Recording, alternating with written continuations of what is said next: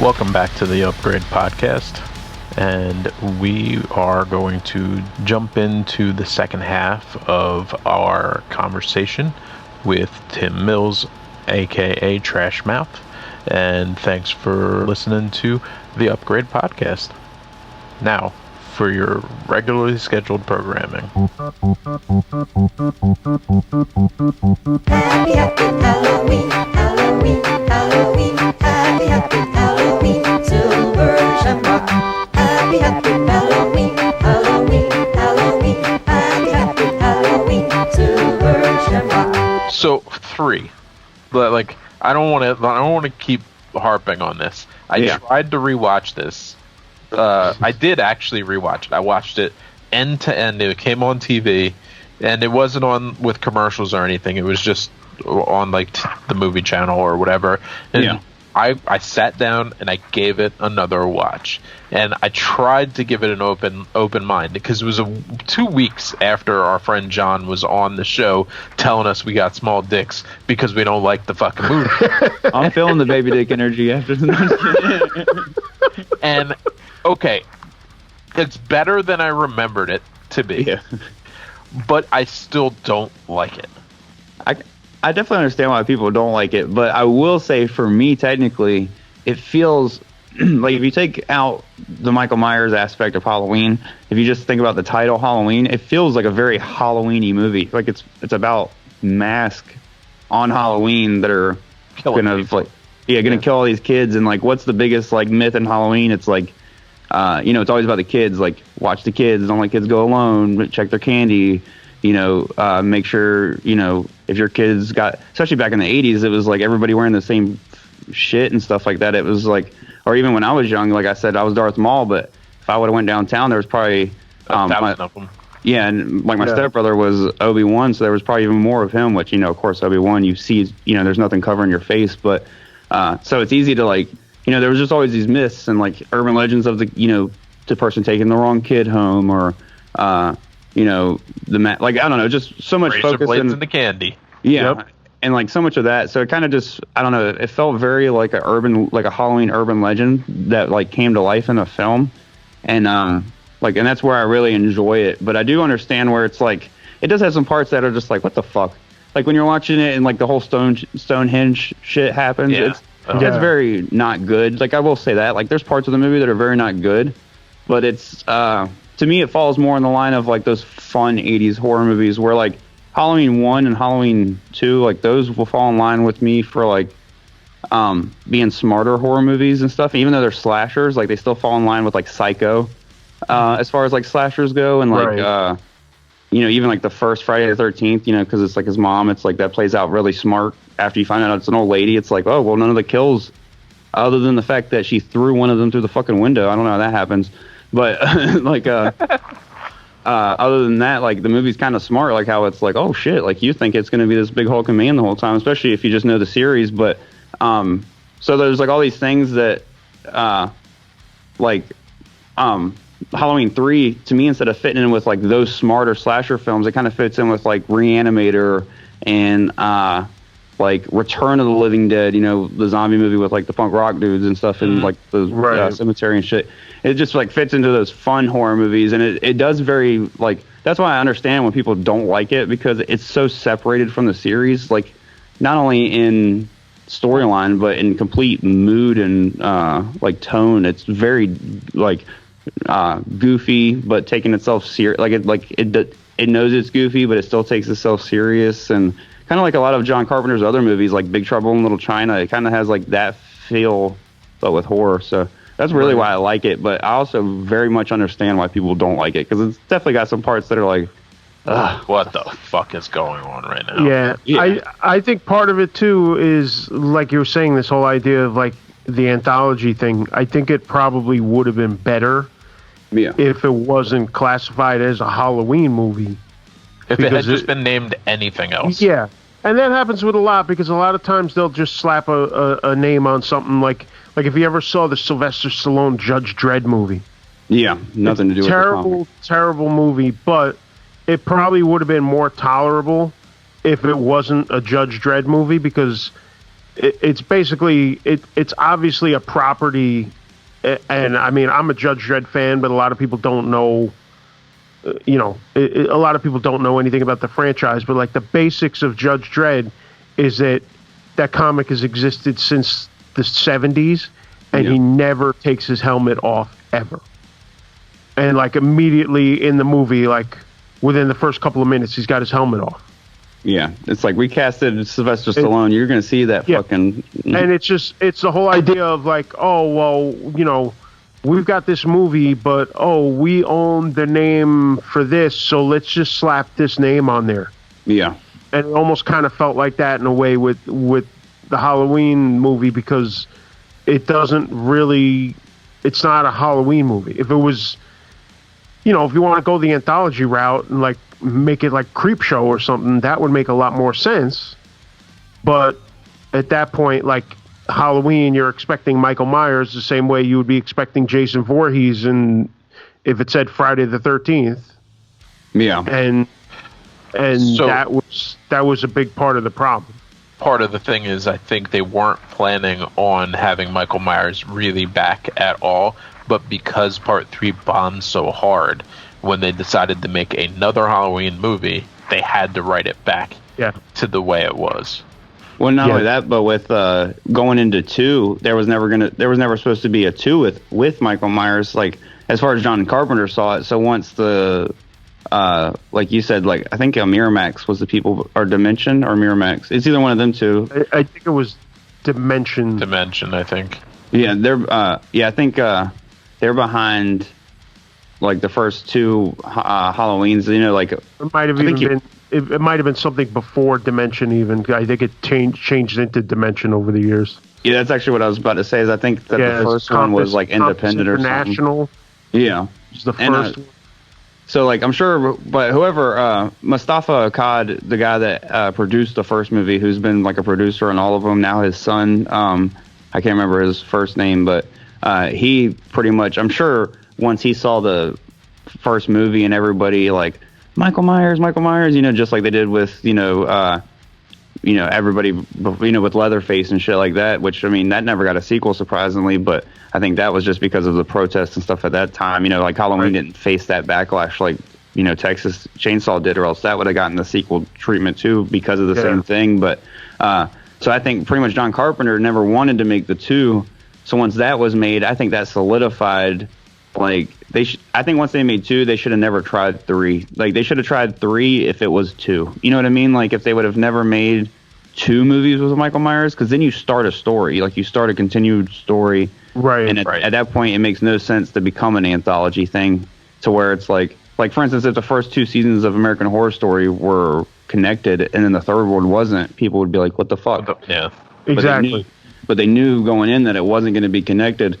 So I think that they really fucked up there. Like, I agree with, like, the name thing. And then not only that, but then you go with the name, like, Season of the Witch.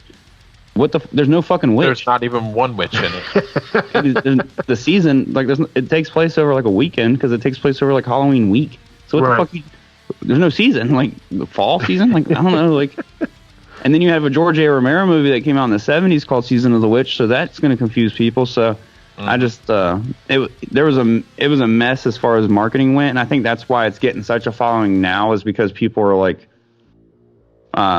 they're building like a cult following around it. But that's I definitely think it would have had to have been groundbreaking at the time to get the love then that it's getting now. Yeah. I think people are just finally now accepting it for what it is, and it's like it's not a good horror movie, but it is a lot of fun, and there's parts of it to like, even though there's like I said, like. Why I like it is because of all the Halloween shit, but then you get to the end and it's kind of like there's about 15 minutes of the movie that I'm like, I'll go get a snack. I'm like, I'll just do shit. I'll fiddle with my phone. It's funny because I'm thinking about this and I'm thinking about the conversation that we had earlier, and it's funny because you can really tie it all together, because you have expectations, and there's reasonable expectations, and then there's unreasonable expectations. Unreasonable expectations is stuff like what we were talking about with WandaVision, where you draw all these things in your head and then you're mad that they didn't pay off the way you thought. Yeah. But reasonable expectations is stuff like this, where it's a Halloween movie and you're expecting Michael Myers, or it's a Star Wars movie and you're expecting a certain type of storytelling like what exists in the Star Wars movies. Yeah. You know what I mean? It's so it's interesting to look at it that way, because you've really got two sides of the same coin. You've got the reasonable expectations and the completely unreasonable, like what we were talking about with stuff like WandaVision and things like that. Yeah. You know, so it's interesting to look at the way all that stuff relates. Yeah, and I 100% see that, because I like for instance, and I've said this on my podcast a few times when talking about Halloween 3, but it's one that as a kid I said, fuck it, I'm not watching it because it doesn't have Michael Myers in it. So I didn't see it till as an adult, and at that point, that's when I was like, so that's the thing, is like my mind was prepped for what it was. You know what I mean? Right. Like if I would have been 15 and when I was 12, Halloween 2 came out. Then once I hit 15, I'm excited for Halloween 3, and it's not Michael Myers. I would have probably been like, fuck this movie, and it never would have gotten that chance that it got from me, because of the fact that when I was young and it was out, it was like, it's so easy to dodge it because you know that you can dodge it. You know what I mean? But then as a kid, when you see it and you don't know for a fact, oh, there's a 4, I can just watch 4. Like, you don't know that there's ever going to be that 4. You're like, man, they fucking took away Michael Myers from me. And then so, like, I definitely understand why people, like, hated it when it came out, but then also understand why it's not easy to give it that second chance either, because it's like I said, it's not groundbreaking, it's not great, it's not even really, I wouldn't even, like, that's what, like, when I say it's one of my favorites in the franchise, it's a personal favorite. Like, I know it's not a good movie, I just personally love it. And like, one thing people don't, like, I think one thing people don't know is it's actually the same guy that did, the director is Tommy Lee Wallace, the same director who did the miniseries that was on TV in the 1990s. Right, the TV series, not the recent movies. Yeah, and I don't know, like I feel like the same thing with both of his movies. Like even the It miniseries, like people love that and it's very beloved, and they look back and they're like, oh man, that was so scary. When you look back at it, it's not scary. It's not good. Like there's a lot of bad acting. It doesn't hold up. Yeah, and it's like, so I feel like his style showed through in both films, and they both have like the same thing. It's like this heart that's in them that you kind of find, and like this also like easy to like just like jump along for the ride story. But the way they just come together and everything like that, it's very not very good. And then like you said, it's the expectations as far as people want Michael Myers. They did the same thing in this franchise with 4. That Friday 13th had to do with part 6. You know, they had to literally put Return of Michael Myers and Return of Jason, or, you know, Jason Lives in the was the title of 6 or whatever, because they were like, they promoted these movies as Halloween, so people saw it and they're like, there's no Michael Myers, and they got pissed. And then Friday 13th did it even worse, because they literally had somebody dressed as Jason pretending to be Jason, and then it's like, oh, there's no fucking Jason. So it's just it's crazy that all these, you know, film franchises, you know, build this formula, and like it's a little different when you're at 2 than when you're at film 5, but still it's like, you know, there was no drop off at 2, and if there was a drop off, it wasn't drastic enough to change things that much. You know, like what really went through the studio's mind to think that that was a good time to, you know, fuck things up like that. You know what I mean? Like, why didn't they just say, okay, John Carpenter, we want you to make another horror movie for us. You know, you did The Fog, so you've done another horror movie. Come and do another one. Yeah, do another one and like name it something else. Like, why was this even put in the series at all? Like, really doesn't make sense. So, no, I like what you said earlier. I agree on the name thing too. Like, it's a corporate mentality also, where they're just going to try to squeeze that thing dry. Yeah, because that happens. I mean, look at Escape from New York versus Escape from L.A. Escape from L.A. was terrible. Yeah. I don't think I've actually watched it all the way through. Oh God, I couldn't finish it. Oh, it's so I think I watched it all the way through, but I won't watch it all the way through again. It's that bad. And Escape from New York is one of my favorites of all time. It's such a good movie. But the LA one is just so bad from beginning to end. Yeah. And it's not even like bad in a good way, like you can just laugh at it. Because listen, you admit like Season of the Witch isn't the greatest movie. It's a lot of it is a nostalgia thing. Like I'm not going to sit here and try to convince anybody that Flash Gordon is a truly great movie. Okay, you could. I love it, and I will watch it all day. Yeah, but I'm not going to sit there and try to argue the point and beat somebody over the head that it is a fucking masterpiece because we know it's not. Oh yeah, I showed my family Halloween 3 around Halloween this past year because like I'm living with my mom and stepdad currently. We're kind of like a roommate situation, but we were like getting kicked out of not getting kicked out, but we just were like having to leave our old house. And so they were like, well, you can move in here, and like the plan is for them to eventually move out and us to take it over and whatnot. So we kind of like just live as roommates together. So we'll have movie nights together all the time. You know, me and my wife and my mom and stepdad. And around October was of course my month because I was like finally. I was like, you guys got to let me watch some horror. It's October. Finally, I'm going to get us thrown out of this house. Yeah, so, of course, two of the ones I showed them was Halloween 3 and Sleepaway Camp, and they were not impressed with either fucking one. They were so Sleepaway pissed. Camp is one of the greatest movies of all time. Oh, it's so good. Yeah, it's so good. It's not a good movie. Yeah, but it's a great movie. Oh, yeah. Yeah. Anything with full frontal at the end, like anything that ends on full frontal and shock is. Yeah, that's another level of full frontal. So that movie, the first time I watched it, I think I was 11. So it was 87, 88. I don't know, somewhere around then. I watched that with my mom's youngest sister, who's only 2 years older than me. But we were just like hanging out one summer, and it came on. And literally, when we got to the end, I basically shit every brick in my body. Because it was hokey.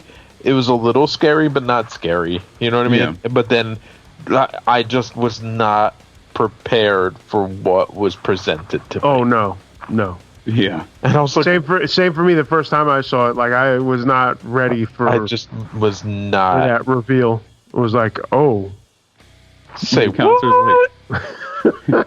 Angel is a man. Whatever he says.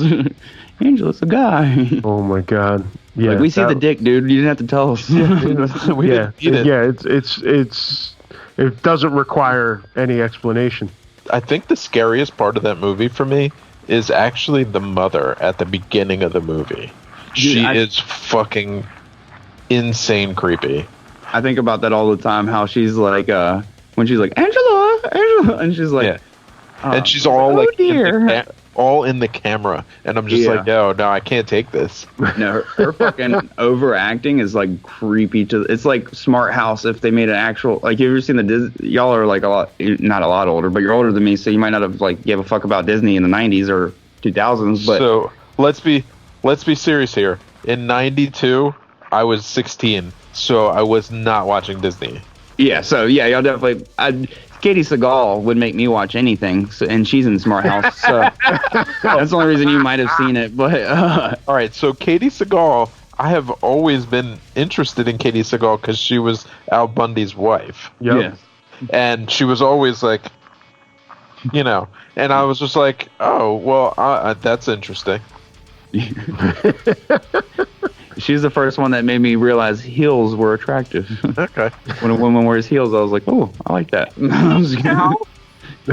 But she's in it or whatever. But Smart House is pretty much a movie about it's this kid who wins a radio show or whatever, and they win a Smart House. And this is back, like, honestly, nowadays they can make it as a fucking horror movie and it would like work because this was back way before Alexa and shit. This was like 2001 or maybe even 2000 or even late 90s. But pretty much the house would like. You would be like, whatever the fucking chick's name was, but they would be like, Martha, make me, a smoothie. And she would just make it and be like, here you go, kids. Or like, Martha, where's my homework? And she would do it. But then she like started to like hack into it and do it herself and stuff like that. And like the way that Katie Seagal kind of like the house didn't have a character, but like the house looked up like all these like Stepford type wife like women from like the 70s and 60s and shit. Yeah. Or I guess like probably more like the 40s and 50s because this is like black and white and like that type of times and shit like that. So like it looked up that and like created this perfect image that was Katie Seagal and it just always has reminded me of that fucking Ricky's mom and. Yeah, it reminds me of Ricky's mom and fucking Sleepaway Camp. I'm like, that shit would be a legit scary ass movie if it was something if it played out like that. Yeah, listen, if they could turn Fantasy Island into a horror movie, they could definitely do it with that. Alexa taking over your house and shit. Oh, sure. Listen, that's why I don't like you call FedEx or something and like please say the name. Like I'm just like no.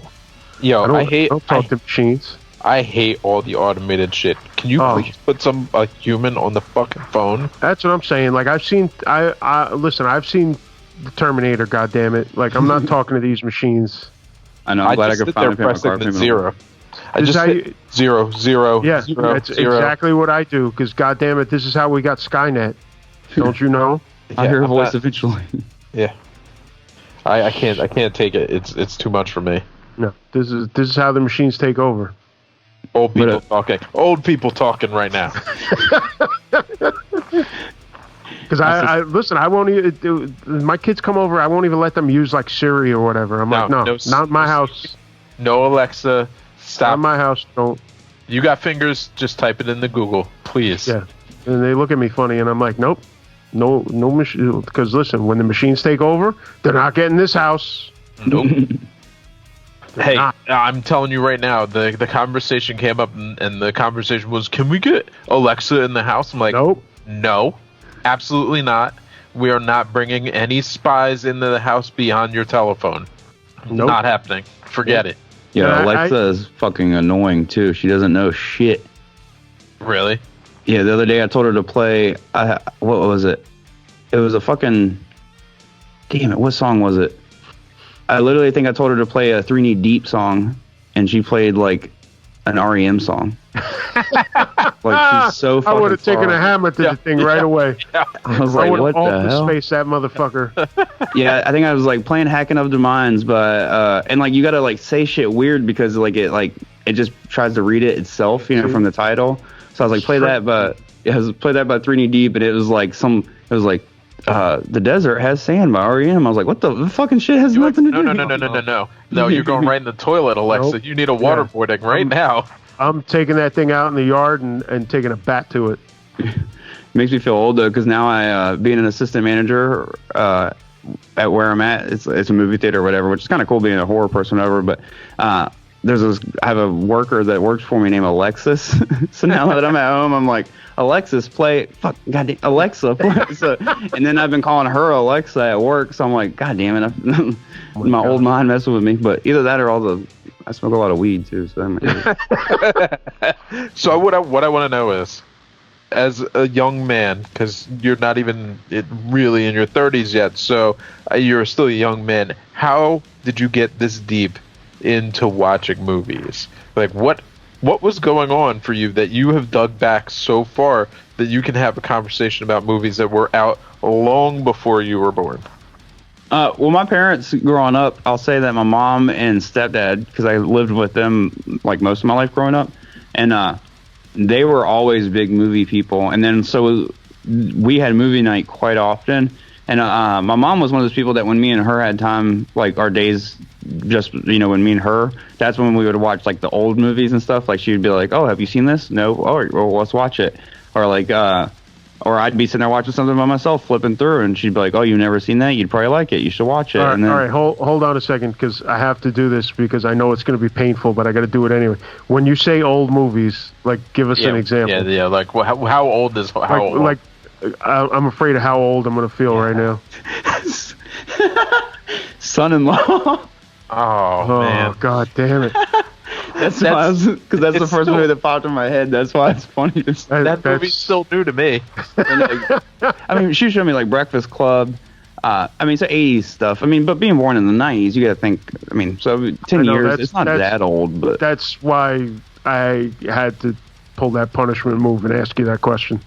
But and then my dad, like how I saw Wrong Turn and shit like that, I would go to him on the weekends, and his thing was, you know, he didn't really know what to do with the kid on the weekends, so he was like, you want to go to the movies and go out to eat? So that's like what we did every weekend. So it was like we just figure a different movie. So with him, I'd always see something in the theaters, and then with my mom and stepdad, I'd always see the older shit, and then like they'd rent movies, and that's how we'd watch a lot of movies. So, and then it got to be, as I got older, the guys that we like, and it comes from living in a small town in North Carolina. Like, there's nothing to fuck. Like, people hang out at Walmart for shit to do here. So, it's like the movie theater I'm the manager of is the first movie theater we've had in town with more than two theater. I'm assistant there, but it's the first movie theater we've had in town with more than two theaters in it. I grew up with like a little theater with 2 theaters in it and like $3.50 tickets and shit like that. Oh wow.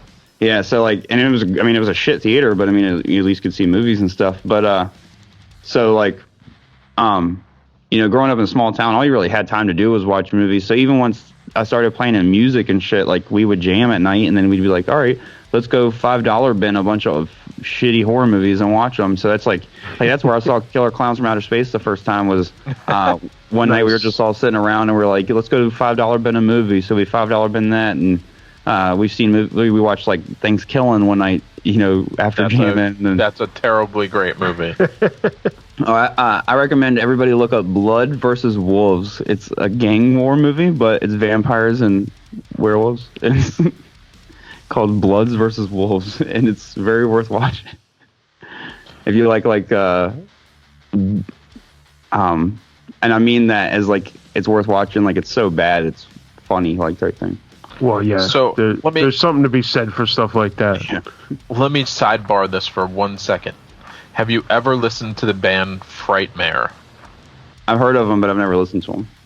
Okay, so as somebody who really likes metal in general, and someone who really likes horror movies, you really ought to give they only have 2 records out. Both of them are good, but the second one is better than the first one, just production value. Give Bringing Back the Bloodshed, which is the name of the record, a listen. Yeah. So the names of the songs are Angela, so you know what that's about. The second one is Friday the 13th Part 2. Oh yeah. And then it's Barbecutioner, They Were Warned, By Sword, By Pick, By Axe, By Terry Hawkins Arise, Sleigh Ride, Island Among Us, and the Blood Runs in Rivers. And then they also do a cover of Leatherface, the song. Hell yeah. I just looked that up. Las Rocket. That's an old thrash band. They were good. So this is legitimately a record that when I got it in, I guess it was like 2006, I don't think there's been a month that's gone by that I didn't rip through this record at least once since I got it. So as a metal fan and a horror movie fan, I can only tell you that I think you will love this fucking record. Well, dude, just if you look at the cover of the record, perfect. It is perfect in every way. I'll throw it up in the chat real quick for you to see it. It's so good. And the other record's called Midnight Murder. Midnight Murder something or another. Now, Tourist Trap is one of my favorite movies. Yeah, in the 70s. So, again, you should watch. You should give this record a listen later on in your time. I'll drop the link, and maybe we'll put the link in our description of the thing of this conversation. No, definitely check this shit out. This looks sick. I'm just like sitting here looking at all the shit on the artwork. Yeah, it's great. Oh yeah, the artwork alone is great. Do you guys actually know the funny story about Felissa Rose, who played, Angela in Sleepaway Camp, and who her husband is now, or boyfriend? I don't know that. What? I may have read it somewhere, but it's a good story to tell anyway. I'm trying to remember now because I know she does a lot of stuff now. Yeah, she it was back when probably like mid 2000s or whatever. She was doing a convention circuit, and somebody told her, they're like, "Hey, this band used you as a cover of their EP," and it ended up being CKY. And so she she was like not like a fan or whatever, but she's like, so she started watching the videos because of course. They did they weren't always in the videos, but they would like throw a music video in the middle of like CKY2K and shit like that. Yeah. And So she was watching one, and Darren Miller, their guitar player and vocalist at the time, which I didn't even know he was out of the band until recently, but their main vocalist, and like back when they did like 96 Quite Bitter Beings, and like I don't know if you guys listen to them or whatever, but like Knee Deep and shit like that. But so they she like reached out to him literally just because he wore a shirt with her face on it, and now they're like dating and living together and married, and it's like been years, and it's literally just because he wore fucking like he was a fan, so he like put her face on the EP, like the like freeze frame from the end of the movie where she's doing like the dick face, the dick out face, and then the dick's out for Harambe face or whatever, and then she I guess he slapped it on her shirt for her, and she and just was wearing it around, and she saw it and like contacted him. I was like, that's fucking nuts. Like, you're a fan of somebody and you end up dating them because you wore a shirt with them on. Yeah, that's crazy. So I'm not a CKY fan at all. Yeah. But being that I'm from around the Philly area, it was unavoidable for a large portion of time.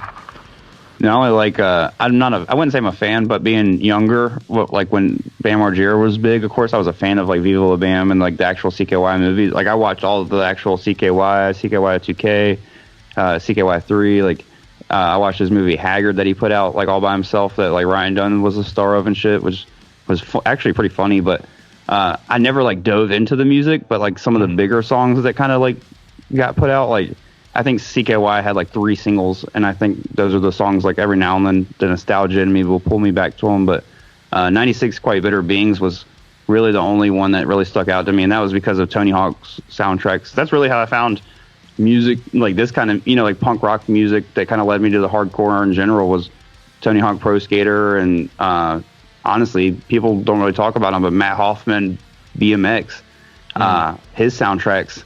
That's how I was introduced to like Bad Brains. Like on the first Matt Hoffman, like on the very first Matt Hoffman game, they had Band in DC, and then the second one had Eye Against Eye, and it was like, so I guess he was either a fan or somebody was, because they, that's one of the few bands that actually got a song on both, games and shit like that. But so it's like growing up with those kind of soundtracks and stuff is really the only reason I'm even into this type of music, and hearing Suicidal Tendencies for the first time on Tony Hawk Pro Skater and Rancid, and that shit is what led me to like, because growing up everybody like I talked about my mom and stuff showing me movies. My uncle was a big part of my life too, and he showed me a lot of movies, but he also was like my music person. Like he's the reason I got into guitar and shit like that. So when it came to music, he was showing me what he was into, but like his biggest thing was like Rage Against the Machine and like Metallica and like Megadeth, and he was even like a little bit into Anthrax. So I got into that stuff, but he was never into like hardcore and stuff. Like I got him into heavier metal stuff. Like I was eventually hitting him up as I was getting older and was like, have you heard of Lamb of God? Have you heard of Amon Amarth? Have you, like, you just like heavier metal shit?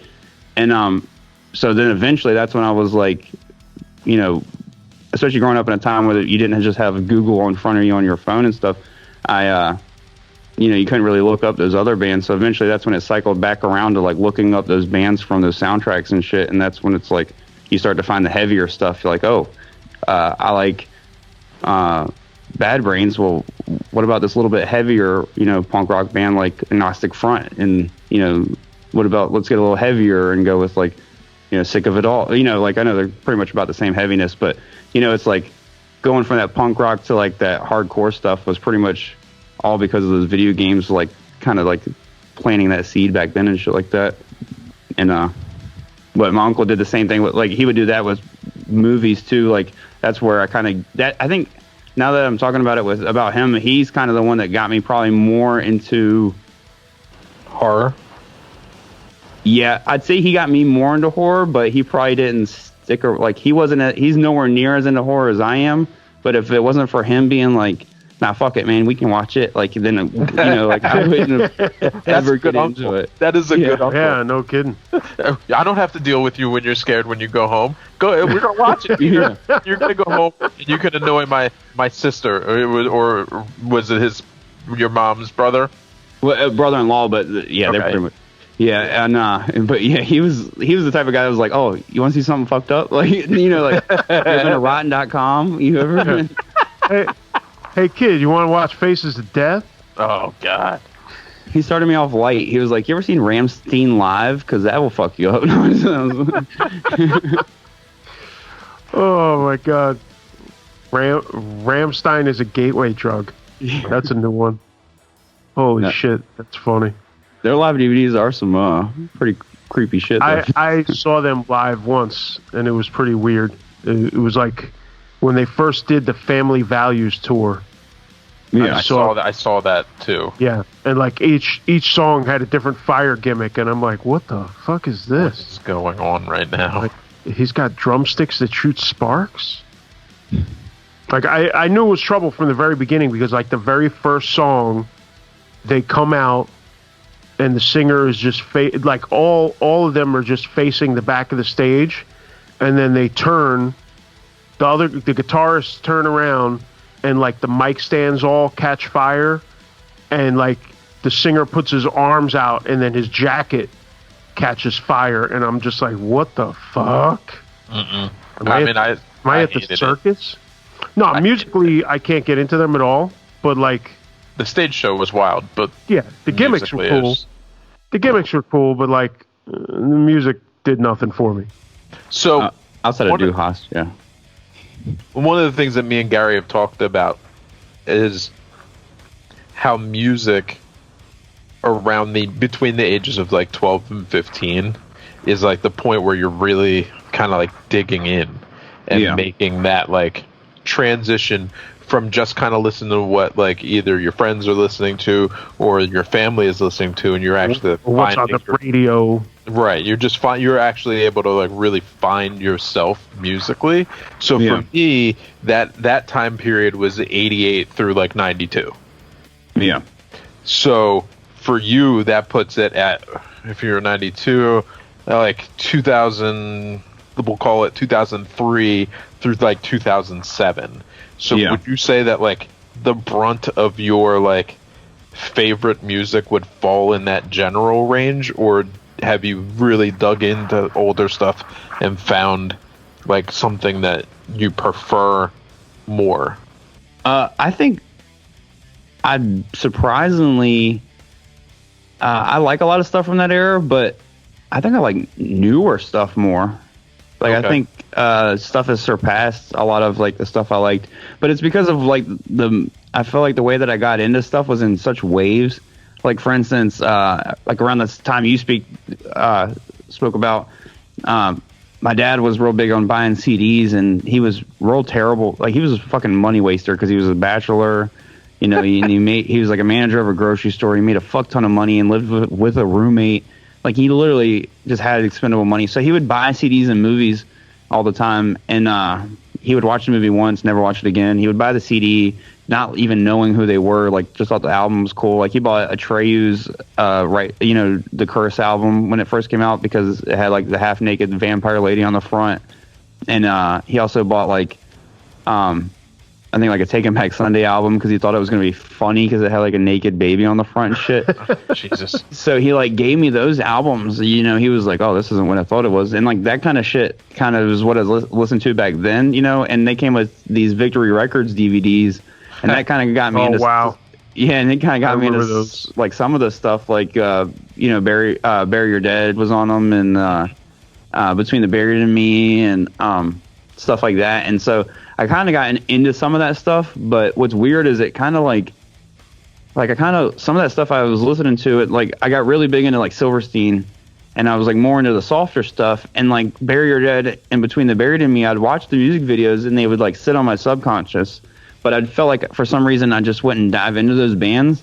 And then like as time went on, something in my mental, kind of same thing with horror movies. Like the reason I'm even able to talk about horror movies so far back is because of diving into them. Like in the past 5 years, I've literally just stayed up like, oh, my wife's going to bed, I'm going to watch an old horror movie. Like why watch something new when there's hundreds of old ones from the 80s that people have already told me are good for 40 years. I don't need to watch one that might be good. Like, so I like, that's where like all the knowledge for horror movies comes in. And it's kind of the same thing with music. As I get older, I'm just like, you know, everybody says this is the good band. Let me finally check it out. So once I finally got into like hardcore and stuff later, like as time went on, like probably like 08, 09, I got into the heavier stuff, and that's when I finally listened to like Between the Buried and Me and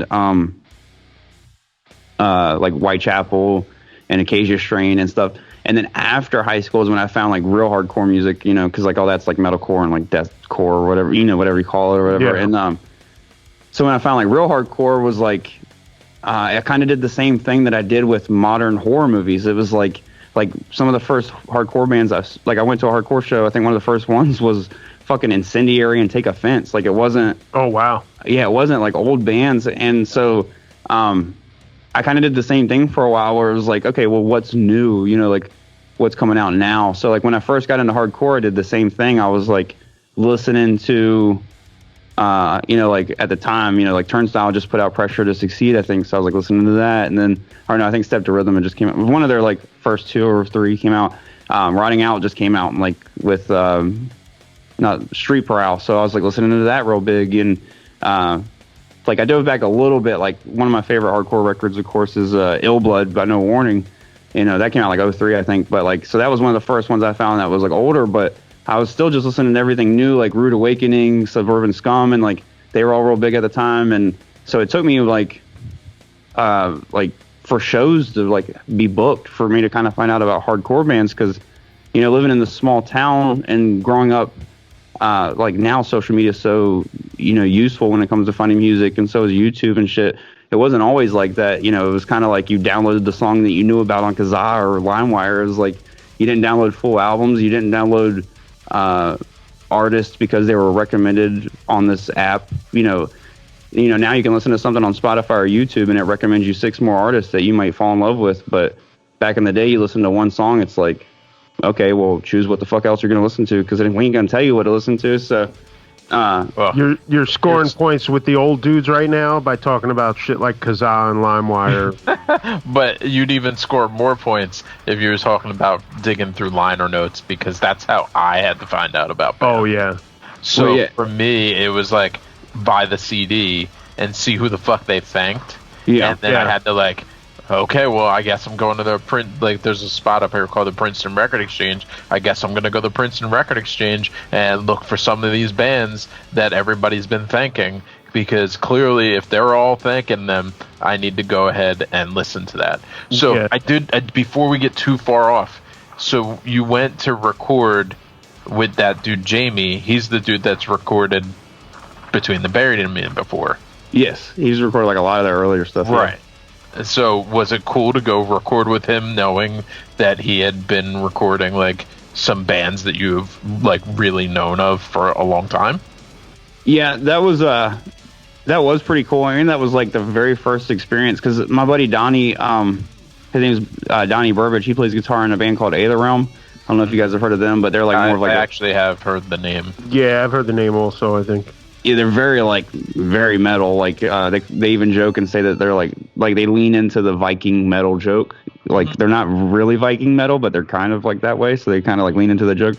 But he's like an excellent, like he's like, even going to shows all these years, watching YouTube, I still think he's probably like top 5, one of the best guitar players I've ever met in my life. Like, you know, and I'm talking about like you know, you can. Like, I'm talking about not met in my life, but like seen in my life, I guess, you know, because I've never met Steve Vai and Joe Satriani, but like I'm telling you, like I've put this guy up there with him and shit. But he's so he's just like, he's always been an immaculate guitar player, and he went off to Arizona and like learned how to produce, and so he came back and he was always doing like our stuff just like in a garage or at his house. So we'd always done like pretty decent sounding recordings, and I had never done any recordings really, because all the bands I was like friends with, but I was like never in the bands. It was like a weird situation where I was like in the band when we were a cover band in the 7th grade, and then when they decided to get serious, they kicked my ass out and found somebody else that could actually play guitar. So that's when I got serious about guitar, because I got kicked out of a band, and then so like I came full circle to the same group, being in such a small town pretty much. And but by that time I knew how to play, and like I was probably like not the best player, but I was probably like one of the top writers, you know what I mean, when it came to like riffs and shit.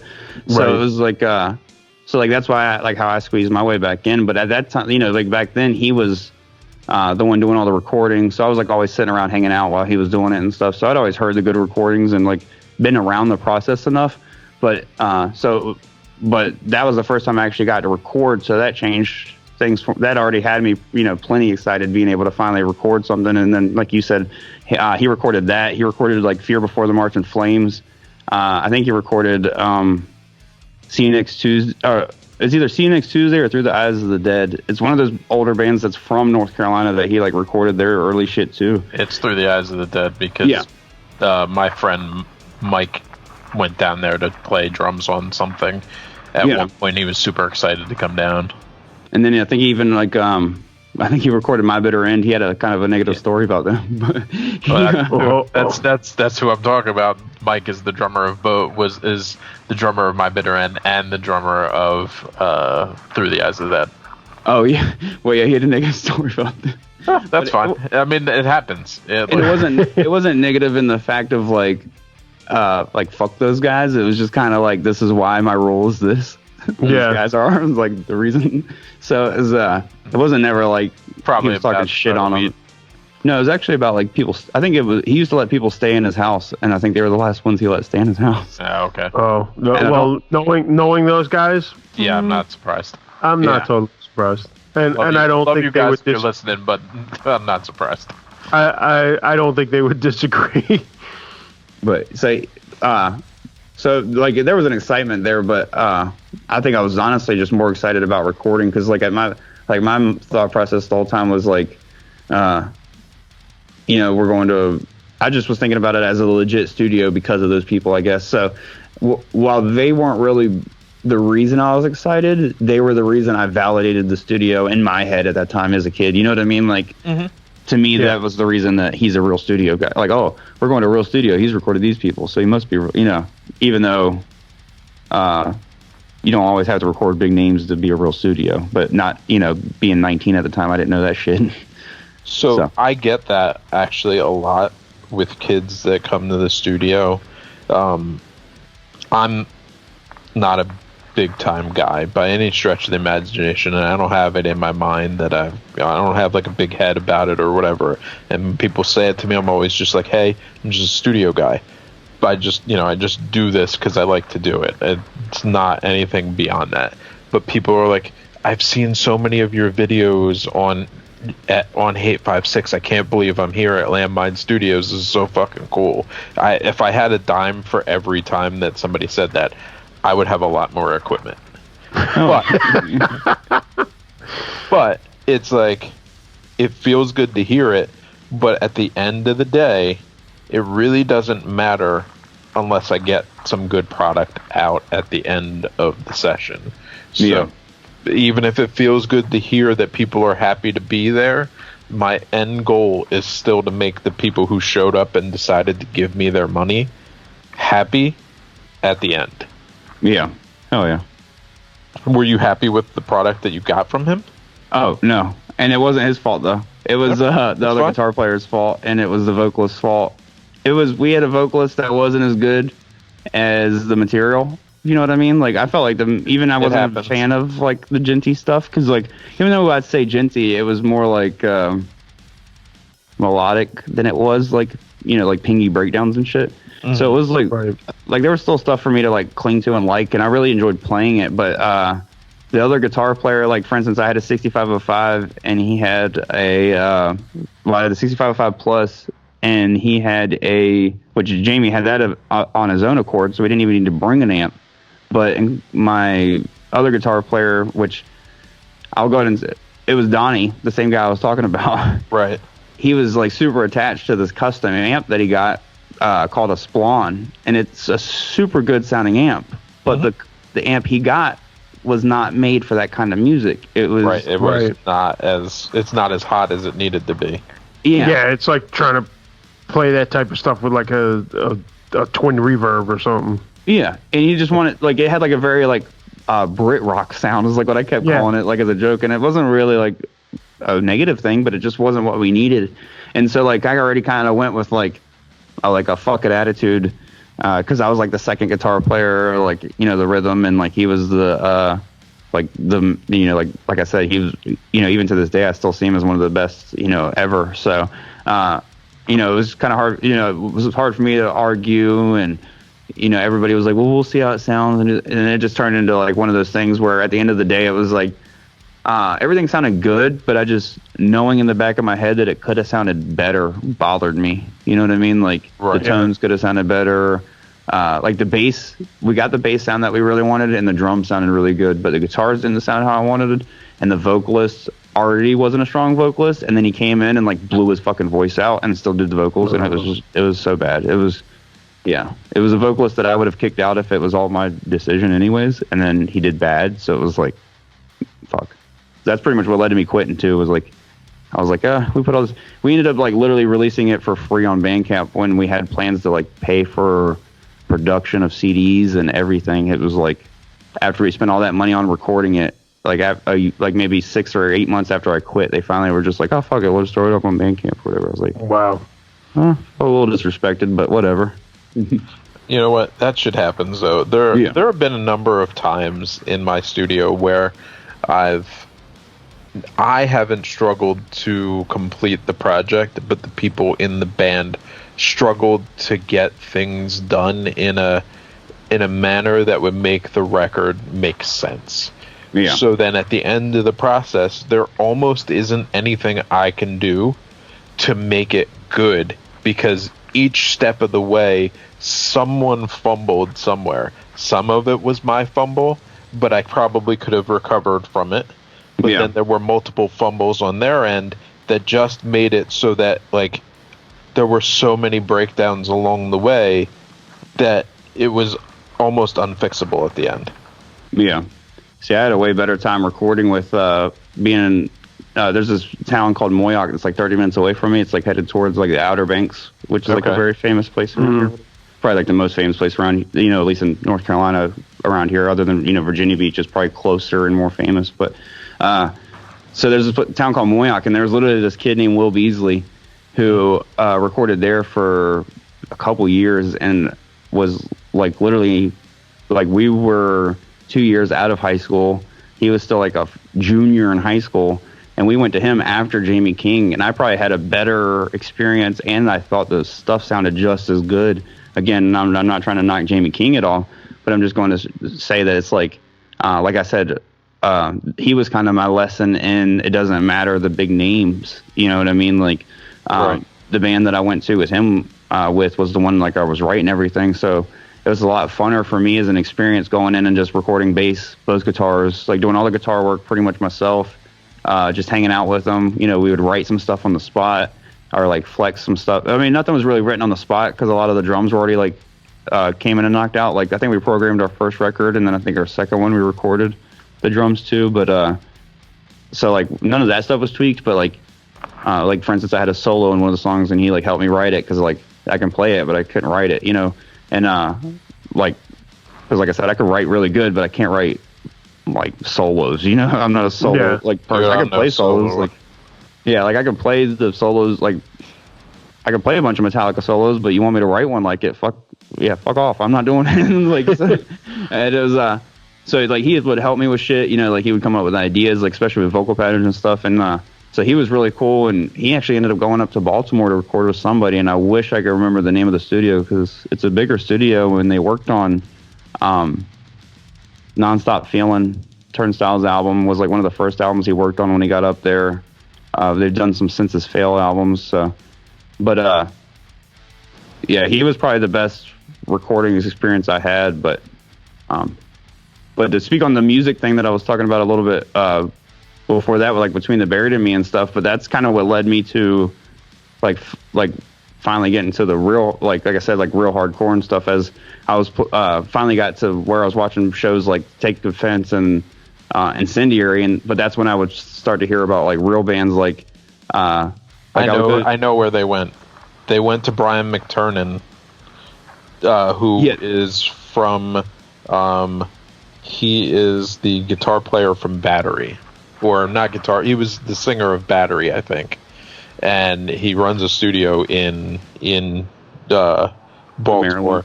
And his brother is the singer of Damnation AD. Oh hell yeah, yeah. I'm 90% sure that's who it was because that name sounds very familiar. But again, this was even like 6 years ago that he took off to go apprentice for him because he was just an apprentice for him. But so now he's back to, I believe, either doing his own stuff or he still works with him in the studio. Yeah, honestly, I'm not sure, but it's well aware because I know that another band that used to record with me now goes down to them to record. Hell yeah. Yeah, he ended up having like very small like producer credits, I think, in Nonstop Feeling, if I'm not mistaken. That's where it kind of got cool because we were like, oh, we were before them. You know what I mean? Like, right, we got in on the. Yeah, we had Will Beasley on our shit before they did. Like, even though he didn't even do the main recording, it was just cool. Like to see that it was not cool as far as like for us. That part was cool, like for us to see somebody come up like that we were close with and know, because he was such a good dude to us and like looked out for us as far as like we paid very cheaply for our first song, and as his rates went up because his production went up, he was like, nah, y'all can just keep paying that homie price. So it was like we just kept paying the same per song and like knocking that shit out. And I think it's because he knew it was easy to record us, so it was like these guys aren't ever going to come in and make it difficult for me like some of these kids do. But it's actually recording in Richmond, VA now. Is that Salad Days? I don't think it's Salad Days. I can figure it out. I was trying to look it up, but it suddenly popped into my head that McTurnan, I think, was Salad Days studio. But McTurnan went on to build Salad Days recording studio. Yeah, but it's not. I don't think it's Salad Days anymore. Now because he's not in Baltimore anymore. Right. Yeah. But yeah, my first dive back into like true real hardcore was like because shows were getting booked. So like I would go see new hardcore bands and find old hardcore bands. Like I went and saw Rude Awakening, and that was my first time seeing the Mongoloids. So like there's this place called Steppin' Out, I believe. It was either Steppin' Out or Smoked Out. There was two different places in Virginia Beach, but the Cro-Mags came, and it was such a big deal locally that the Cro-Mags were coming, and I was like, okay, well, I guess I need to check out the Cro-Mags. So that's like how I heard of the Cro-Mags, and like, so that's what like how I heard of a lot of like hardcore bands, and then going to the shows, you find out, you see people wearing T-shirts, you just start to look it up, and then of course by that time, once I finally started to get into hardcore, that's when you had like all the that's when you had all the people that you could go online, you can go to YouTube and watch a band, or you can go on all this stuff, and that's when you could find the similar artists. So that's when I actually started to grow back, and like I found Billy Club, I found Murphy's Law, Madball, like all that like old hardcores, like but I'm still finding old hardcore bands and stuff, and like even though I'm wearing like Terror was one of the first ones I probably got into too, of course, because about that time was like Keepers of the Faith, so that was like they were super huge, and Trapped Under Ice was super huge at the time and shit. Mm-hmm. But so like I got big into those bands, but like there's still like old hardcore bands that I'm still finding. Like one band that I'm hooked on right now that I'm kind of new to is Downset, and it's because they put like the new they like remastered their Downset album, which I'm sure throughout the night you've heard me talk I'm obviously a fan of like hip hop influenced hardcore, like 3 Knee Deep and Tsunami and Cold World, and like all that shit's probably like my favorite. Like if I had to pick like a favorite style of music, it's probably straight up that. Like 3 Knee Deep was like my favorite record of last year, just because of like the this is just my style and shit like that. That was a really good record. How do you feel about E-Town Concrete? Because I'm from New Jersey. Come on. I know. I fuck with E-Town Concrete. They were a band that I heard of because of my buddies. Like as I started to get friends that were actual hardcore fans, they were the ones that that was a band that he would tell me about, like E-Town Concrete. He would always tell me about bands like Cold as Life.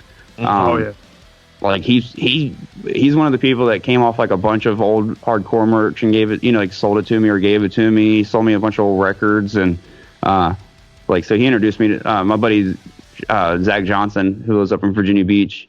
I don't really talk to him much anymore because just life and shit like that. Like he started working a 7-Eleven job where he was pulling the night shift and shit. So that's like where we kind of went apart, and he couldn't come to shows anymore and stuff. So we just lost touch or whatever. But still super good dude, and shout out to him. But he sold me Rude Awakening, the Awakenings record, which is like one of my favorite records.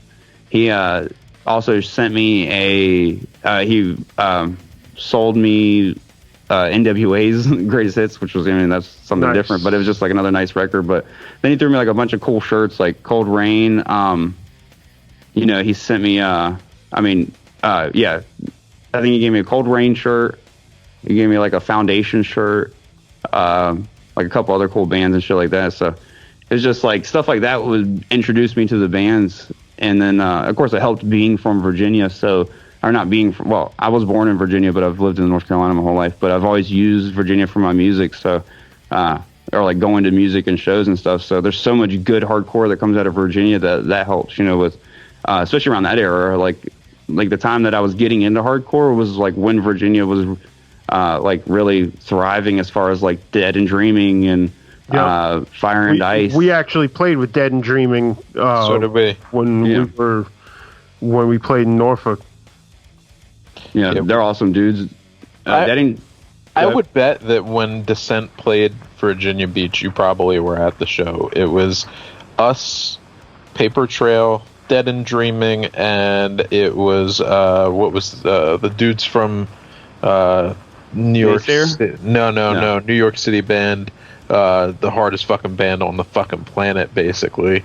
Joe Codispoti's band.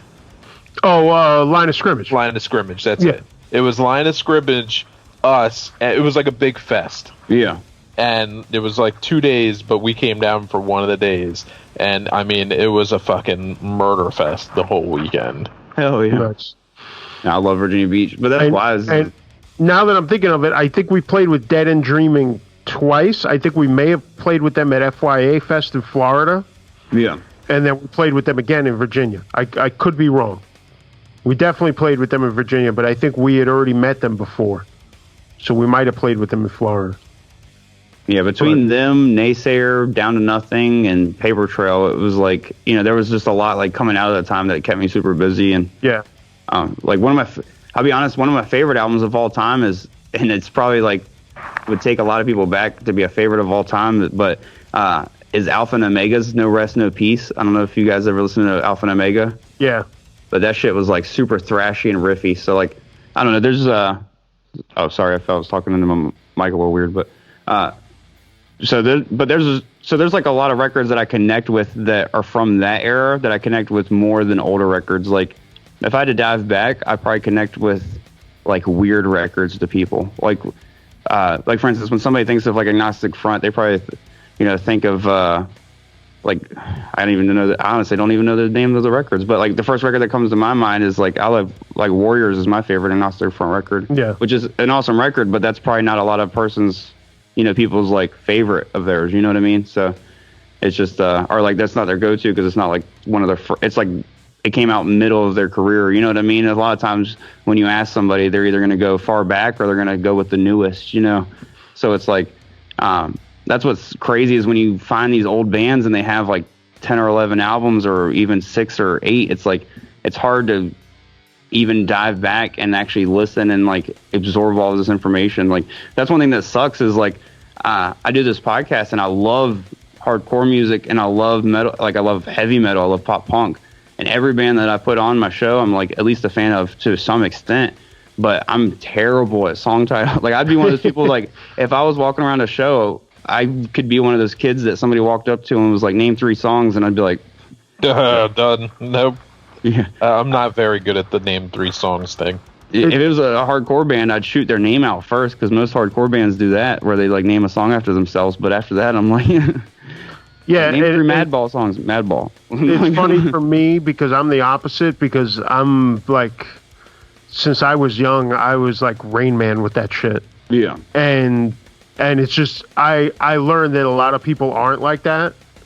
So I just, I'm like chill about it. But like, it was so weird to me when I realized that a lot of people weren't like that. Yeah. But that's just how it is. And I, not everybody's a nerd like me.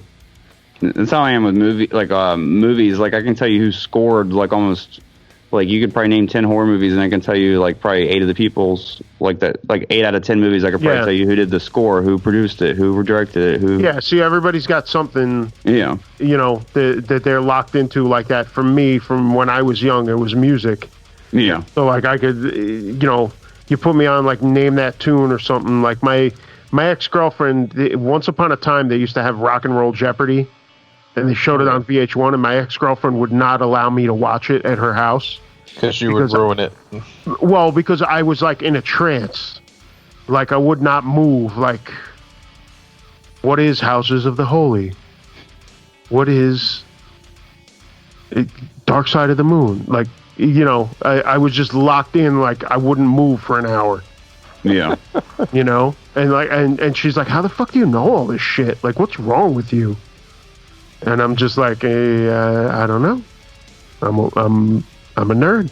What can I say? It's interesting to hear your perspective as far as the music goes, because being younger and being from a totally different area, like Len's in Jersey, but he's close enough to New York. Yeah. To and has spent a lot of time in New York to really be exposed to it. So it's interesting to get a perspective from you being down there in like North Carolina, Virginia area, and see, you know, hearing how you got into the stuff as far as music goes, and your own experience as a musician too. It's pretty cool. Besides, you know, besides all the horror music stuff, horror movie stuff, which you talk about all the time. Yeah. It's cool to talk about that stuff as well. One thing I'd ask you is, have you ever really been exposed to much hardcore music as far as like more international stuff, like from London or anything like that? I was about to say a band, and then I was like, this motherfucker's gonna laugh at my ass. I was about to be like, yeah, listen to Fear, but that's like I know that's like an old punk band. Aren't they from London though? Fear? I think they're London. No, they're from L.A. They're from L.A. Yeah. Maybe I just thought the motherfucker sounded British, but yo, do yourself a favor. If you like that shit that you say you like, go listen to Knuckle Dust. Go listen to Knuckle Dust, because that's the best talking about band. Like hip hop influenced hardcore, but also just like the heavy stuff that you mentioned. Yeah. There's a lot of stuff coming out of London. Like, just look up anything from Ruction Records. And, you know, full disclaimer, I'm good friends with a lot of people from over there. And we had Louis Gino from a band called Ironed Out, who's part of that whole clique out there. We had him on the podcast recently, but I go back with a bunch of those guys, you know, over 15 years, you know, from the first time I went to London, and even before that. Yeah. You know, and that is the type of music, like, sounds like be right up your alley. No, I'll definitely check that out for sure. Like, for instance, one of the newer records that I'm really into is, I think I'm recording with these dudes coming up too for our podcast, but have you guys heard of Move BHC? They're like a newer band. I actually have. Yeah. Yeah. That new record they put out, that new 7-inch Freedom Dreams. I posted about it saying that it was one of my favorite things that I've heard sometime recently, and they hit me up, I think, saying that they wanted to come record with me one day, and I was like, you have an open invitation, just let me know when you're ready. Fuck yeah. Yeah, that whole EP is banging, and living in the South with all these Trump fuckers, I've been blaring it with my windows down. I think, Len, I think you were the one that actually turned me on to that. Probably, because I was stoked when I heard it, because it's really good. Yeah. Yeah. And you don't hear me say that things are really good these days, because I don't think a lot of stuff is really good these days, but that shit was on. I enjoyed that a lot. So my last question for you, top 5, and I want you to talk off the top of your head, top 5 movies you've seen in your entire life. Okay, before I knock those 5 out, I do want to comment on the Move thing. Is I'll also say that like I hit them up to be on my podcast, and not to act like I'm somebody special or anything, but like after one 7-inch like that, I usually wouldn't just reach. You know, like I got like, you know, I got you two guys that are coming on, and you guys, you know, you've been in the business for years, so it's like, you know, I don't really need to hit up like newer people who, you know, don't get to do much press and stuff like that. It's just like, so like I don't know. I'm not trying to sound cocky or anything like that. I just want to say, like, I just want to pretty much like reiterate how much I enjoy that. So if anybody's listening and they haven't checked it out, like, I really recommend checking out that movie BHC 7-inch or whatever. But no, my top 5 movies, my top 3 of all time never change. It's always been Back to the Future, High Fidelity, and then SLC Punk. And then my number 4 is Scream, which is my favorite horror movie of all time. But what's weird is what I would say is probably number 5. That one's, I'd have to probably say number 5 is, and people might hate on it because it's technically a remake, but is The Departed. I fucking love The Departed. Okay. So I know some people don't really fuck with it, but I don't know. That was one of my shits. I haven't watched it.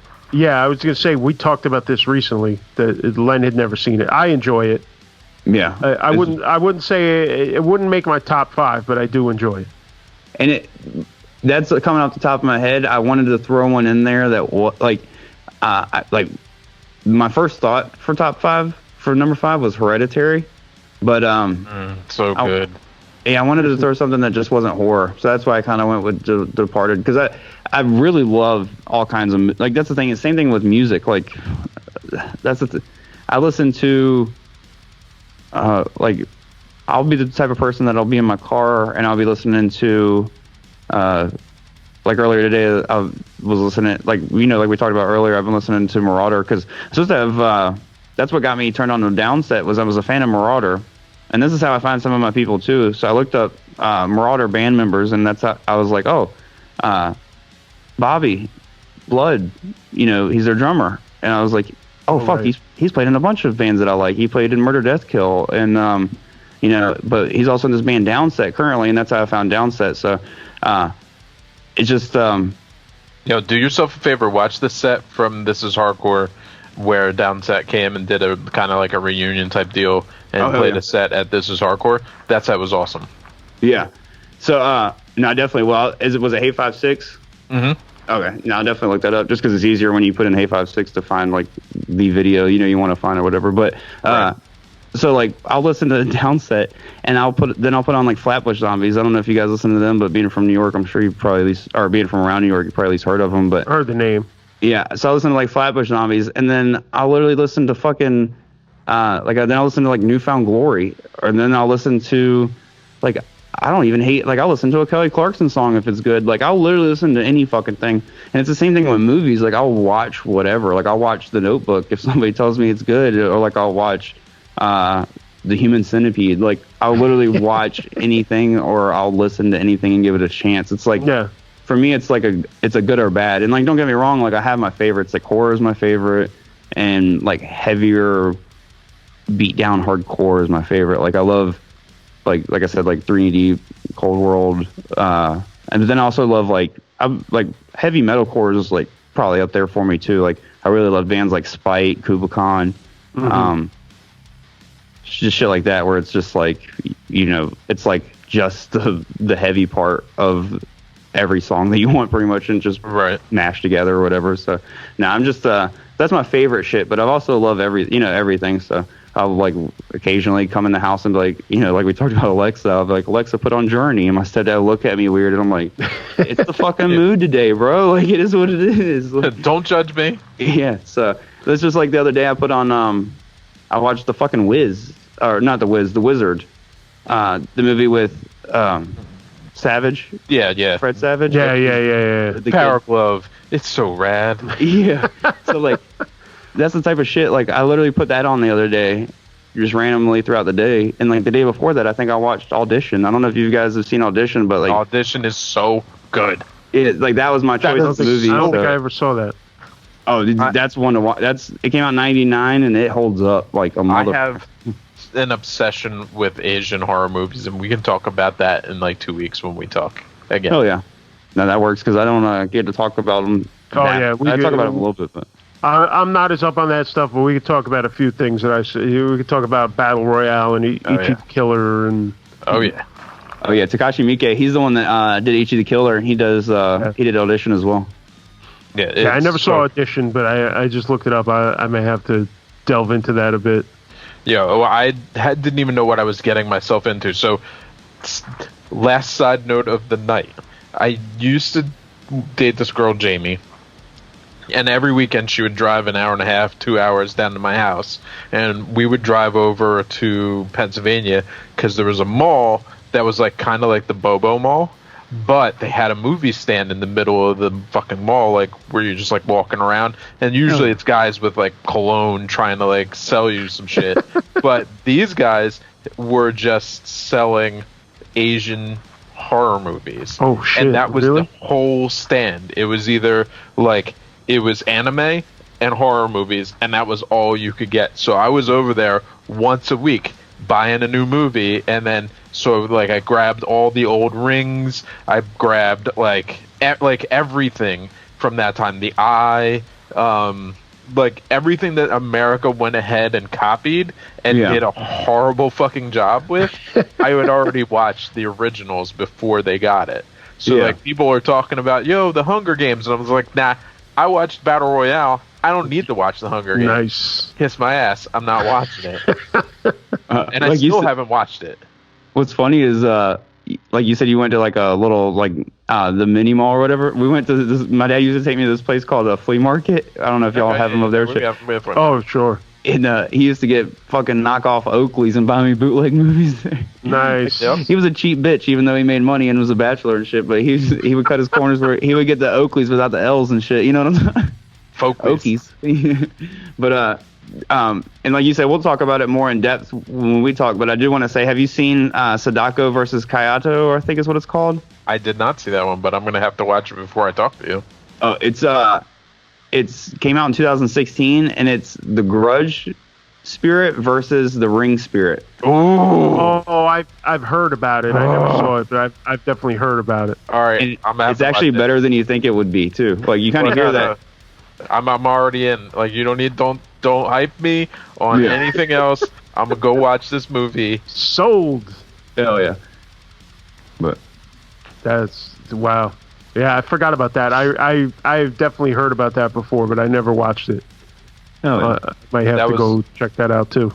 That was around the time that my son was about 2, so I wasn't watching or looking for anything because I was swallowed up in diapers and chasing and yada yada yada. So that and he's old enough to start repeating stuff, so you can't. Yeah, I watched Audition with my little one, but that's only because he was 4 months, so he wasn't gonna be walking around trying to get away with that. Piano wire anybody or not. That's like I'll the story. tell you right now, Gary. Watch if you don't get a chance to watch Audition, I'll dig it out of the boxes behind me and I'll give it to you the next time I see you. I'll dig it out. I'll find it one way or another. But yeah, you can't do certain things with the kids around. Like I've told the story on here before about when my kids were small and I got the call that I wasn't allowed to watch wrestling at home anymore. Yeah. And I'm like, what happened? And she's like, well, the little one just dove off the bed onto her brother, has him in a headlock right now. And I'm like, oh, yeah, can't watch wrestling at home anymore. Too much top rope action. Nope, can't do it. I'm gonna find my son in the camel clutch one day. Why are you acting like you're concussed all of a sudden? His little bruiser big sister suddenly decided to practice some moves on him. Oh yeah. Is that the sharpshooter? So Tim, thank you for coming on, man. Of course, dude. I appreciate you guys for having me. Yeah, and thanks for having us. I mean, for me, I've already been on there, but Len is coming soon. Thanks for having us on your podcast as well. Yeah, absolutely. And take a second and just tell everybody where to find your podcast. Oh yeah, no, I definitely appreciate it, and I'm looking forward to chatting with Lynn and Gary. Will actually, by the time this comes up, our episode will already be up, but it'll be up, for us tomorrow morning. So, for those who want to check out the podcast, pretty much I'm streaming anywhere that I think you guys are, except you guys don't do YouTube, right? Yeah, we do. Oh, you do YouTube? Okay, well, I'm streaming everywhere that you guys are except for YouTube. So I'll be I'm on Spotify, Apple. Somehow I came off Stitcher recently, but I'm looking into that to see about getting back on Stitcher. But if you want to hit me up on Facebook or Instagram or Twitter, the Instagram is the most active as far as like updates, but I'll pretty much message back on anything if you have any questions or anything like that. But the Instagram is at Horror Flicks and Guitar Picks Pod, and then everywhere else you can kind of just look up the Horror Flicks and Guitar Picks, and podcast, and pretty much like we said at the beginning of the show, it's just me chatting with, people like these two dudes who play in, hardcore bands. Sometimes they play in other styles of bands. Like I've had, Dan from Set Your Goals. I've also had, I kind of had him as I thought was going to be a joke, fun I thought it was going to end up being a funny episode, but he ended up being kind of straightforward and actually a nice guy. But I had Frankie from Amir on my podcast. Oh, really? Yeah, and I thought he was going to end up being I thought he was going to be a dick, but he was kind of straightforward and very nice. And even at the end when I was like, "Hey, you want to promote anything?" He's like, "No, I just hope people listen to your podcast." And he's a really cool guy. I was surprised that he did it too, to be honest with you, because I just messaged him your page because I don't. Like I listen to, they were a band I listened to probably back in like 07, 08, but they're not a band I go back and listen to really. But so I was just like, oh, they got a lot of following, maybe he'll do it and talk about his alien shit. He didn't really talk about that either. He kind of just brushed over that, and when I asked him about it, but so pretty much what I'm babbling about is I'm pretty much just saying there's something for everybody there as far as if you like horror music at all, or if you like different types of music, if you follow the pages, eventually there'll be a guest that you like. So I will say this, you do have a pretty wide range of guests on the show, which I think is really cool, because you've had guys like Benante from Anthrax and Zetro from Exodus, but then you've had a lot of heavy duty horror people on there too. Yeah, so it's a pretty cool range of guests that you have. And then you have dummies like us. Yeah. Who just babble about shit. We're just going to drag your shit down, homie. Your stock is lower. Yeah, they, don't get me wrong. I mean, having people like Benante and Zetro was definitely like fucking some of the most awesome shit, because even though I didn't get into like hardcore and stuff, like thrash is, so it's not mainstream, but of course I've been into Anthrax. Like Anthrax is, to me, I prefer as I get older, I prefer Anthrax to Metallica, to where like most people they like Anthrax, but they don't prefer them to Metallica. Like I'm the opposite. Like Anthrax to me is like my favorite of the big four. Yeah. And so like that was huge for me. And which of course, being a guitar player, I've always been a Scott Ian fan, but Charlie's just a fucking, he's pretty much an original member. Lombardo played with him, I believe, for a couple years, if I'm not mistaken. But so like having him was excellent, and then having Zetro was just fucking epic. I was a Exodus fan not until high school, but where Anthrax I grew up on or whatever, but still knowing that they're like, to me, Exodus people are gonna hate on, like, this is where I'm gonna get some hate right here is and I'll say it swinging, fuck Slayer. I don't like Slayer. It's tragic, terrible, bursting into flames, and it's falling on the morning fast, and all the folks between it. This is terrible. This is one of the worst catastrophes in the world. It's a terrific crash, ladies and gentlemen. It's smoke and it's flames now, and the flame is crashing to the ground, not quite to the mooring mast. All the humanity and all the fans are just screaming around it. They're not bad dudes, but I don't like. Oh, hot take. The hottest of hot takes. The hottest of hot takes. I like some of their music. Like Cult is my shit. Like my band even covered Cult when we play music stuff. And I like South to Heaven. But it's just, for Slayer to be in the big four to me, it doesn't make sense. Like I'd rather have Exodus or I like Testament over Slayer and stuff. Like I don't dislike Slayer, but I just felt like there's a lot of bands that could be in that big four. So just saying, to have Zetro to me was excellent, because they to me are like my fourth of the big four, because I'm not a hugest fan of Slayer or whatever. So it was cool to have those dudes. But so I'm going to tell you right now, we're going to have an argument when I come on at the end of the month, because we need to talk about this, and I think you need to change your mind. I'm glad you saved this for the end, because otherwise the entire show would have been arguing about this. No, wow. I thought, Len, our dislike of the Beatles was a hot take. This is is the hottest. This might be too much for me. This is the hottest of hot takes right now. Man. No, and I don't have a true dislike for Slayer. I just knew saying fuck Slayer would definitely raise some butthole hairs for sure. That's person loving Season of the Witch. Holy shit. Yeah, my shit's on fire right now. But no, I like Slayer. I just could never get into them like that. You know what I mean? Like, I just never saw them up there like that. But that's just to me personally. I'm blown away right now. I would have, I have less issues with it because you talked about how much you like Exodus. Yeah. Like if you were shitting on Exodus 2, like we might have to fight. I might have to go down to North Carolina and fucking smack you up. This is getting static. We're getting staticky, guys. I can't hear you anymore. I gotta. Oh man. But what I was saying, I'm gonna save it. I'm gonna save it. Save it. That'll be ammo for later. But at least cut out 20 minutes. I'm telling you right now, we need at least 20 minutes to discuss your misstep here. Okay, that'll be my first question on my podcast when you come on, Lynn, will be, why do you like such shitty music like Slayer? Oh, man. I'm just going to play the Beatles while you try to explain it. We had the small dick shit from Season of the Witch, and now we got this Slayer shit. Like, woo! You're going to have the shortest interview ever. You put the Beatles on. Man, he's going to be spitting fire.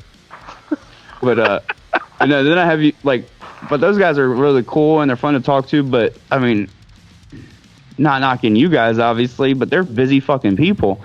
So, like, how many horror movies have they really seen? You know what I mean? So they come on and they talk, like, Zetro has seen quite a bit, but they come on, like, Benante came on and he talked about Jaws, but he really didn't talk about many horror movies. He talked about The Relic, which was, like, a newer one he saw, but he didn't, like, mention much. And, like, he does so many interviews that everything he says is it's not off the top of his head as much. You know what I mean? Yeah, so it's kind of rehearsed in a way. Yeah, but Zetro, I know, is a fan because if you ever watch his stuff that he puts up on YouTube, he's got like a whole toy collection behind him too. Which, and that's one thing. I guess I can't really lump Zetro in with Charlie. I will say there's no doubt in my mind that Zetro's a fan because if you listen to my episode with him, I don't save much at all because he literally is like you can tell he's getting out of breath, so excited talking about horror movies, and I like enjoy that. You know what I mean? But it doesn't make for the super long episodes because by the time he rambles, by the time he like says 15 titles, how do I pick which one to talk about? You know what I mean? So it's like it's nice to have like guys like you on and stuff that don't talk about that stuff much, and then the other stuff that I usually bring up, it's usually like it's just a lot more off the cuff and it's a lot more off the top of the head, and you kind of like with you guys asking about my top 5 movies, it's like you kind of get. Most people know that we're going to talk about horror movies, so they kind of get time to think about it. But even in that sense, it's like it's really fun to hear about all these different, like all the different people and like how many different people like gravitate to different horror movies. Like I've had people say their favorite horror movie is The Strangers. I've had people say their favorite horror movie, like talking about Frankie from a Mirror. He said his favorite horror movie was Jeepers Creepers. But then like, whoa, wow. Yeah, and I'm like, I probably had, and that was probably the worst part of the interview was that being his favorite. But I would say that like I've had but then you turn around and I probably had 25 people say The Shining, and I probably had another 30 say The Thing, and it's like, so it's just fun to see which ones get brought up because even those people that bring up The Shining and The Thing, they always still have that one or the other one that somebody else didn't talk about, like. You know how like Gary, when you and me were on, we talked a little bit about like Sleepaway Camp. We talked about like some specific, we talked about Alien, and then we talked about like some of the specifics throughout like the Friday the 13th series and stuff like that, and comparing the ones and stuff like that. So it was like Seven and stuff like that. Yeah, and so there's always like, and that's like perfect example. Seven was one that like I don't think anybody's brought up in the argument. Like I've talked before about that argument of like what's horror and what's not horror. But Seven's never brought up, and that's like the perfect example of like what's horror and what's not horror. You know what I mean? And like what teeters that line. So I talk about that movie all the time. I won't necessarily bring it up as a horror movie, and the reason why I don't bring it up as a horror movie is because I see it more as a suspense movie than a horror movie. Yeah. But you can hear me quote if somebody says, "Oh, there's a box over there," I will yell, "What's in the box? What's the box?" Frosted Flakes. No, God. I mean, but that's what's so cool about it is just all the different movies that get brought up. Seven, fucking, I've talked about Jacob's Ladder. I've talked about it's a great movie. The Mask of Red Death. So it's just awesome. Wow. People bring shit to me that I've never heard of. I get to bring shit to people they've never heard of. It's just, and then also on top of that, I get to hear about like music experiences and stuff like that. You know what I mean? And a lot of, like I said, every single person that's been on my show, I at least have some kind of fandom for. Like I said, I even, Frankie from Amir, I don't listen to Amir much anymore, but damn if I wasn't fucking smacking people around to 10 signs you should leave back in 09 or whatever. But so like, I don't know, it's just that's one thing I try to do with this podcast is like my love of things is so broad. I try to put that out there for people that might have that same kind of thought process. You know what I mean? Like they might love all types of horror movies. They might love all types of music. And it's like, my podcast is kind of like I had somebody the other day tell me that they couldn't, they're like, sorry, man, can't do it. But love the idea and it's super nichey. And I took that as they couldn't do it because they're not a horror movie fan, which is fine.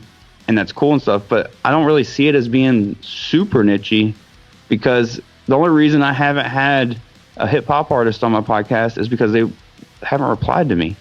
Like I would have even more like variety on my podcast if people. I've hit up fucking Mumford and Sons. They just didn't get back to me. So it's like, you know what I mean? Like I would have even more variety on my podcast as far as like music goes if some of these other people, just check their like Instagram and shit like that. But it's like, and some of the, like, and I hit some of those just on a random. Like I'll be sitting around at night and I'll be like, fuck it, let me go shoot messages to a bunch of random pages that none of them might reply. But that's how I somehow get replies. Like, right. No offense to Doc, but I don't really like Bad Wolves. They're not bad. They're just not my style. You know what I mean? Like that's just not the style of music I listen to. I enjoy them when I do listen to them, but they're just not something I would put on.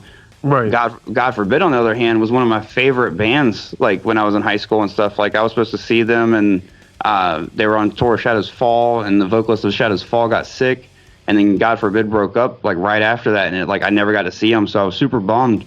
So I was super excited to talk to Doc, because of God Forbid and shit. But the only reason I even reached out to him was because one night I was sitting around and I was like, what are the guys from God Forbid doing tonight? So I literally, or not doing tonight, but what are the guys from God Forbid doing now? And I literally Googled it, and that's when I saw his name, and I was like, that's the same guy from Bad Wolves. And like, so I looked at him up, and I just hit him up, and as part of that group, because again, his solo account has like 60,000 followers.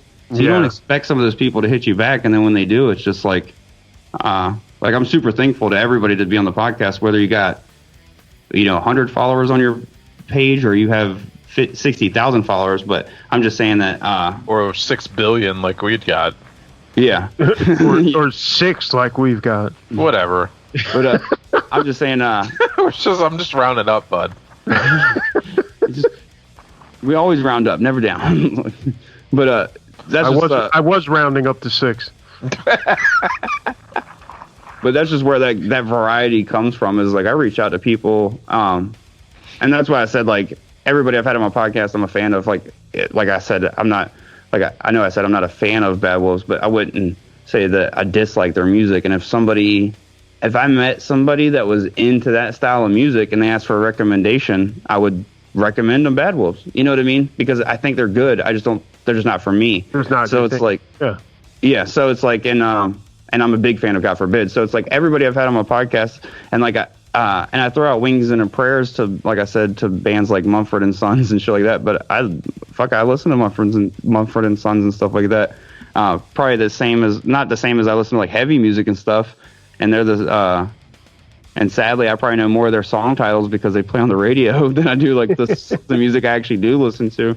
But it's just that's where it's like, I don't know, it's very nichey when you hear like the broad idea, because like I just kind of dumb it down to I interview hardcore rock and heavy metal musicians, but it's only because that's like what I'm limited to at the time. You know what I mean? Like if I can get, I've hit up Ghostface Killah, I've hit up RZA, I've hit up, I love Wu-Tang, I've hit up like almost all of them. I love Outkast, so of course I've tried to hit them up. It's like, but unless they see it, I can't grow that diversity. So it's nichey for now, but I'll even like the variety will hopefully just grow as time goes. You know what I mean? Like, so I already have like a ton of great hardcore, and like I've had you guys, Mike from Agnostic Front, and then I've had like great like metal people, like Doc, old school guys like Charlie and stuff like that. But the goal is to eventually have something that honestly everybody can like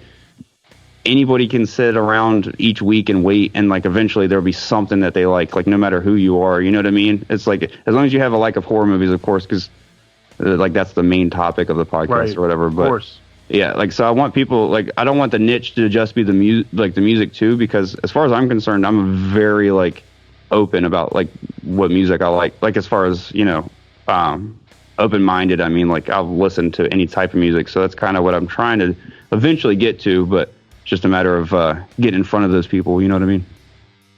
Absolutely. Yeah. No, I get it. Yeah. It's definitely cool, and it takes a while. I mean, listen, we started doing this, you know, we're a couple months shy of a year at this point, but we just wanted to talk about different stuff, and we've talked to people more about music, and we've talked a lot about politics, and we've gone in all these different directions, but we just talk about what we want to talk about, and hopefully have a conversation that opens people's eyes or ears and, you know, exposes them to some different types of thinking or some new stories or whatever. Yeah. You know, and that's really all that we look at. We're not trying to be famous. We're not trying to be, you know, we're not making money. We're doing it because we like doing it, and we like talking to different people. So it's the same kind of thing like what you're talking about, and just out there doing your thing and trying to have some interesting conversations, and hopefully people enjoy it, you know? Yeah. And that's one thing that I really like about doing a podcast, and I've learned to accept too, like being kind of early on, was to just be honest about your opinions on things and like accept other people's opinions. Because if you, like, for instance, we've had a conversation this entire time, and we probably disagree on a lot of shit as far as like, I don't like Slayer. You guys love Slayer. I love Halloween 3 and you guys hate it. And like even earlier, like you said you don't like the DC movies. I like all the DC movies except for Suicide Squad. But so it's like, you know, like and Green Lantern as well. But I could let it. I don't know. Well, one day maybe we'll have a conversation about Man of Steel. No, I don't even want to hear that you dislike that one. All right, so before we get into another conversation, but what I was just saying is like, I've like when I started this podcast and decided I was going to do hardcore music, I kind of took on the fact that like when I've played shows in hardcore music, you know, it's known to be very accepting, but it's also known to not be very accepting in a way. So I knew that there's going to be some people I rub the wrong way when I'm like, hey, I have agnostic front on, but then I also have a mirror. Like some people are going to be like, oh, that means you're fake or whatever. But it's like, wouldn't it be more fake if I acted like I liked shit that I didn't like? Like if I was like, every time somebody was saying, like if you guys came on and you were like, oh, I fucking hate Halloween 3. And I was like, yeah, fuck that movie. And then the next episode, I'm like, yeah, I love Halloween 3. Like it doesn't make sense. Yeah. So it's like, I do the same thing with the music too, because I'm like, why ever be inconsistent or like try to put on that front, you know, or whatever. So it's like, so that's why I do it that way. It's way easier to just pick people that actually listen to their music and like I actually like and stuff like that, than to try to be like, you know, like just trying to book, you know, whoever's popular or you know, and sometimes, you know, whatever's popular I'll listen to and I like it, and then I'll ask them to come on the show, and that's how they end up on the show. But and like I said, of course, not always whatever's popular is going to hit me back anyway, so it's not like it's 100% my choice of who I'm getting on the show. But I just feel like what I'm trying to get at pretty much is like anybody when they do a podcast, and I feel like that's why, like, for instance, I enjoy your guys' podcast. It's just like, just if you decide to do a podcast and jump into it, just be genuine. Whatever you do, whether you host it by yourself and you are interviewing people, be genuine when you interview the people. If you're two co-hosts like you guys are and your conversations, you know, you guys have genuine conversations and you make for a good podcast. So it's like, it's stuff like that I feel like really sets like you guys apart, and like some of these other podcasts where it's like some of these horror movie podcasts where they review horror movies, I feel like we'll listen to other people's reviews first and then go and like review a horror movie and say, oh, like this is great because everybody else says it's great, or they say it's bad because everybody else is bad. It's like the straight shooting version of your because like the straight shooting you guys do on your podcast is like the kind of stuff that I admire and try to like kind of shoot for as well on my podcast. You know, like the straight up honesty about everything, like opinion wise, and I try to get that out of the guests as well. Like I don't want them to do the same back. You know, if I say I like a movie, I don't want them to be like, oh, that's awesome. You know, when really they're like, fuck this guy, I want to get out of this podcast. And so it's like this fucking guy doesn't like Slayer. Fucking. So, well, what I'll say about that, and it's for me, I have always been very opinionated, and my opinions have gotten me in hot water before, and they will continue to get me in hot water, and I'd rather live my life giving my actual opinion than to bullshit people into just making them like me. I don't really care one way or the other. Like, I'm just going to tell you how I feel, and it's not like, people start to take things personally. Like, do I really care that you don't like Slayer? No, I don't. But it's fun to plan to rib on you for 15, 20 minutes, and I can prepare myself for this conversation so that I can have things set in motion so that then at the end we can still laugh about it, because I mean, I'm not being serious here. You know. No, I couldn't have said it better myself as far as like Slayer sucks, but I mean, other than that, the rest of it I couldn't say better myself. And with that, thank you for being on the. Oh man! No, very much appreciate you guys for having me on too, and I'll definitely look forward to talking to you, Lynn, about horror movies, and I fucking guess Slayer. It's gonna be a horror movie all by itself. Yeah, that's a real horror movie right there. Well, thanks again, Tim. Appreciate, even though you don't like Slayer. Oh, the humanity! But we'll have the description. And you do like Season of the Witch. Happy, happy Halloween, Halloween, Halloween. Happy, happy Halloween, Silver Shamrock. I was going to say, I'll have to put that in my, I was like, I'm letting you guys on my show, even with your hate of Season of the Witch. So I guess it's the same vice versa with Slayer. Yeah, and we'll have the link to your podcast and your social media in the description of the episode also, so people will be able to find it that way. Anyway, the upgradepodcast.net for all the links, etc. And we will be back again next week. Thanks again, Tim. We'll see you guys soon. Peace. Peace.